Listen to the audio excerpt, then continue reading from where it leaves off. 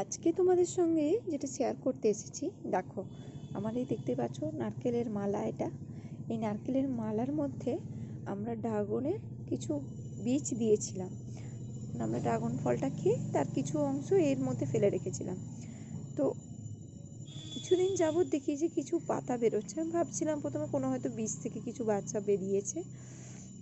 তো আজকে দেখি ভালো করে যখন দেখলাম তখন দেখছি না, এটা হচ্ছে, দাঁড়াও তোমাদেরকেও দেখাই ভালো করে, তাহলে বুঝতে পারবে। এই দেখো, ড্রাগনের বীজ থেকে এই ড্রাগনগুলো, ছোট্ট ছোট্ট ড্রাগন গাছগুলো হয়েছে। তো এগুলো আরেকটু বড় হতে হবে, তারপরে এগুলোকে ট্রান্সফার করা যাবে। আর এটা কিন্তু লাল ড্রাগনেরই বীজ ছিল।